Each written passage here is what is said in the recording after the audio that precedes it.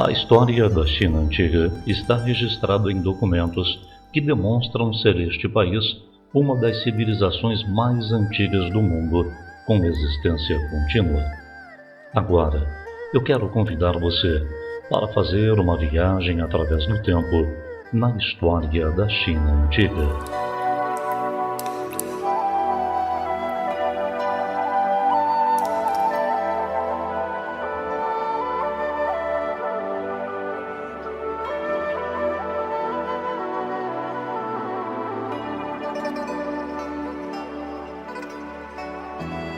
A China é considerada uma das mais antigas civilizações do mundo, com cerca de 5.000 anos de existência. Durante o período da China antiga, 3 dinastias iniciaram o processo de ocupação territorial e formação do povo chinês. A primeira dinastia é conhecida como Xia, a segunda foi a dinastia Shang e a terceira dinastia foi a Zhou. Após a fase inaugural da civilização chinesa, inicia-se o período imperial e é subdividido em Primeira Era Imperial, Segunda Era Imperial e Terceira Era Imperial. A China é enorme. Basta olhar no mapa para se dar conta da imensa extensão territorial que ocupa. Nossa, é como se fosse a metade de um continente. É verdade, é enorme. É tão grande que existem diferentes climas e paisagens que atravessam o território chinês. A China é um mundo em si mesma, com florestas fechadas, desertos vastos, montanhas insuperáveis, pradarias férteis, pântanos densos e planícies congeladas. Há muito tempo, os chineses observaram que o mundo era composto por coisas muito diferentes e que cada uma tinha seu oposto.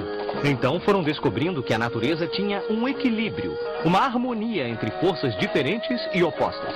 Assim, se em algum lado fazia frio, era porque do outro lado estava fazendo calor. Se existia terra, era porque também existia ar. Se o sol brilhava durante o dia, era a lua que reinava à noite. E se havia homens, então deviam existir mulheres. Essas observações sobre a natureza que os rodeava serviram a eles como base para elaborar a famosa tradição da sabedoria chinesa, com a qual construíram uma grande civilização que perdurou por milhares de anos. Traçando uma linha pelo meio da China, vemos o Rio Amarelo. Foi aí que começaram a se desenvolver os primeiros povos que antecederam esta grande civilização. Sabem quando? 5.000 anos antes de Cristo. Nossa, faz 7.000 anos! Esses povos cresceram e se desenvolveram, mas por volta de 1500 a.C. foram dominados por terríveis governantes chamados Shang. Como todos eram descendentes da mesma família, receberam o título de dinastia. A dinastia Shang durou mais de 700 anos. Depois, a dinastia Shang foi substituída pela dinastia Zhou. Mas em seguida, várias famílias queriam o poder, então virou todos contra todos. Essa fase ficou conhecida como a Era dos Reinos Combatentes. E durou até o ano 221 a.C., quando uma nova dinastia de governantes guerreiros, a dinastia Qin, conseguiu unificar o país e estabeleceu o império que deu nome à China.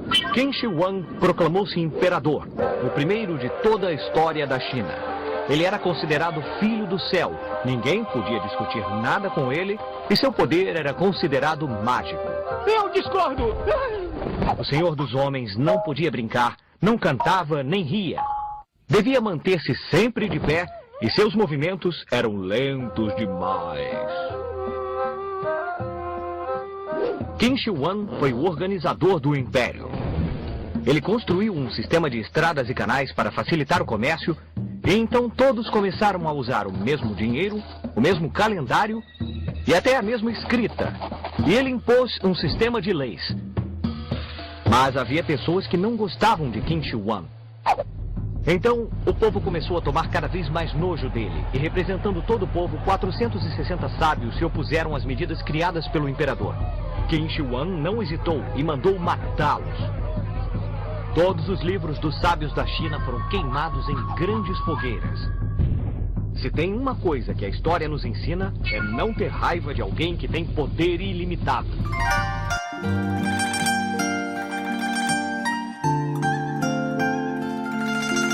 A construção da Muralha da China teve início no ano 220 a.C., durante o governo do imperador Qin Shi Huang. O objetivo da Muralha da China era de impedir a entrada de tribos nômades, vindas da Mongólia e também da Manchúria. Qin Shi Huang tinha outra preocupação além de derrotar os revolucionários. O império era frequentemente atacado por bárbaros vindos do norte. Qin Shi Huang queria mantê-los afastados. Mas como? O plano dele era simples. Ele decidiu construir um grande muro para que nenhum exército inimigo pudesse atravessar as fronteiras do império. Essa seria uma das maiores construções da história da humanidade. A construção da muralha foi iniciada durante o reinado de Qin Shi Huang, mas ela continuou por várias etapas, e este processo durou mais de 2.000 anos. No final, o muro tinha mais de 9 metros de altura e chegou a medir 7.300 quilômetros, o equivalente à extensão de toda a América do Sul. A muralha acompanha vales, montanhas e desertos e une mais de 25.000 torres de vigilância. Construir essa muralha exigiu um esforço sobre-humano. Para isso, o imperador reuniu milhares de homens que trabalharam como escravos, seguindo uma disciplina militar. Muitos deles morreram de exaustão e seus corpos eram enterrados dentro dos muros em construção. Então não era apenas a maior muralha do mundo, mas o maior cemitério do mundo. A muralha não só serviu de defesa, mas também ajudou a unificar o império, já que por cima dela havia uma rota, através da qual era possível viajar de uma ponta à outra do território. Assim, muitas caravanas de comerciantes podiam transitar e vender suas mercadorias sem medo de serem surpreendidas por bandidos ou ladrões. Transitar por esse caminho agora é tranquilo.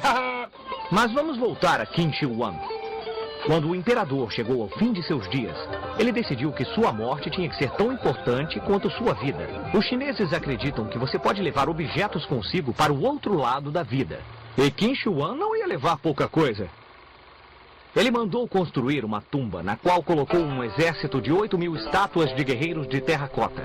Mas não eram cópias de um mesmo molde. Cada estátua era uma cópia exata de pessoas que haviam acompanhado o imperador quando ele estava vivo. Porém, se alguém ousasse entrar na tumba para perturbar o sono do imperador, arcos disparavam flechas automaticamente.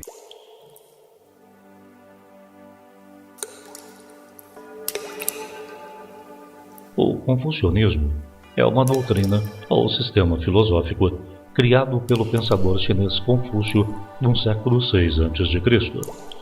A partir da dinastia Han, entre os anos 206 a.C. a 220 d.C., diversos governantes passaram a se inspirar nas ideias de Confúcio para a organização da sociedade chinesa. Em 551 a.C., enquanto a China estava em plena era dos reinos combatentes, nasceu um homem muito especial. Com o passar dos anos, tornou-se um grande sábio que, com seus ensinamentos, criou uma doutrina que caracteriza a cultura chinesa ainda hoje, 1500 anos depois. Esse homem, Confúcio, nasceu numa família pobre. No entanto, isso não o impediu de estudar e trabalhar muito, até se tornar ministro de um dos reis que lutava pelo poder. Mas um dia, cansado de tanta violência, traição e mentira, Confúcio abandonou o cargo de ministro e se dedicou a caminhar entre um reino e outro com o objetivo de compartilhar sua sabedoria. Os livros de Confúcio pregam 8 virtudes básicas: o respeito pelos outros, a tolerância, o perdão, fidelidade, a devoção, confiança, o dever e o culto aos antepassados. Essas são as 8 virtudes que o homem deve seguir para ser bom e honesto. A popularidade de seus ensinamentos cresceu, mas somente 350 anos depois, a sabedoria de Confúcio se tornou popular em toda a China. Isso aconteceu durante a dinastia Han. Nessa época, Confúcio havia se transformado em uma figura lendária. Seus seguidores o chamavam de Mestre Kong, e seus ensinamentos serviam de guia espiritual e eram praticados como uma religião. Essa doutrina era conhecida como confucionismo, mas ela não era a única religião na China antiga. Também existiam o taoísmo e o budismo. cada pessoa tinha o direito de escolher e praticar livremente sua religião. As três eram fundamentadas na busca de uma harmonia interior, que está em relação direta com a harmonia da natureza.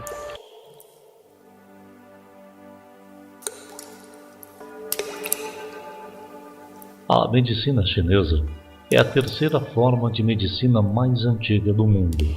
Apenas a medicina egípcia e a babilônica são anteriores. Tem como base o reconhecimento das leis fundamentais que governam o funcionamento do organismo humano e sua interação com o ambiente segundo os ciclos da natureza. Na China antiga, as pessoas acreditavam que o universo era um produto do equilíbrio entre forças opostas. E isso também era válido para as pessoas. Qualquer dor ou mal-estar era reflexo de um desequilíbrio de forças do corpo que estariam em desarmonia com o universo. A medicina tradicional chinesa é a ciência que busca recolocar o homem nesse estado de equilíbrio e harmonia com a natureza. Por exemplo, a cabeça é como o céu. E os pés são como a terra. Os braços e as pernas são as 4 estações. A respiração é o vento e o sangue a chuva. Para estar sadio, todas as forças deviam coexistir em harmonia. Para isso, os médicos recorriam frequentemente a extratos de ervas, frutas, grãos e minerais. Muitas vezes, os chineses recorriam à acupuntura. Eles acreditavam que, enfiando essas agulhas finas na pele, estimulariam a energia no corpo a fluir corretamente, contribuindo assim para restabelecer a harmonia natural do paciente. A harmonia com a natureza era muito importante para a cultura chinesa. E isso podia ser observado através da projeção de belos jardins. Projetar jardins era uma arte, como uma pintura onde os jardineiros tinham de combinar plantas, flores, água e animais para construir um local de perfeita paz, tranquilidade e harmonia.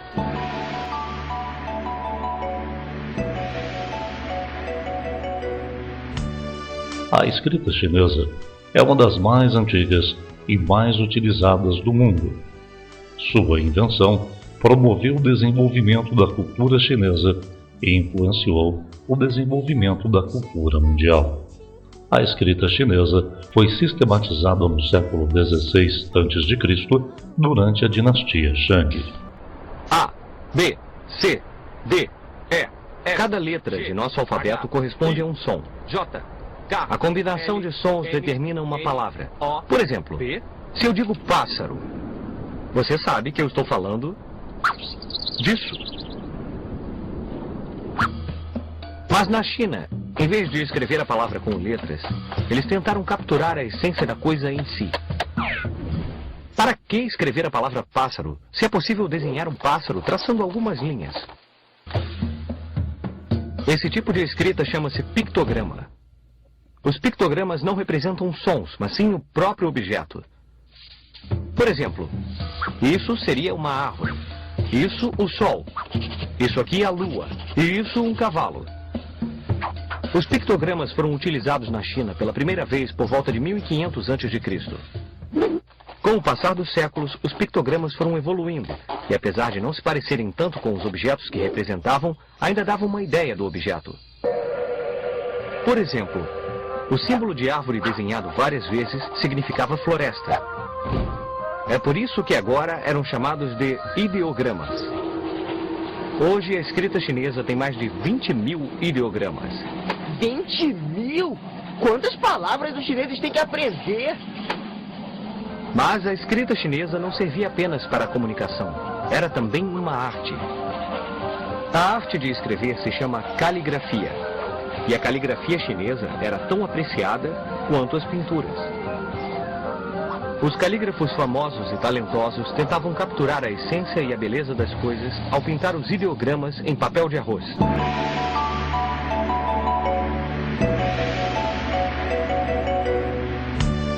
Talvez nenhuma outra civilização antiga tenha contribuído tanto para o avanço do progresso humano do que a civilização chinesa. Acho que estamos perdidos. O Polo Norte é naquela direção. Não! O Polo Norte já passou há muito tempo! É para o outro lado! Se os chineses não tivessem inventado a bússola, isso teria acontecido muitas vezes.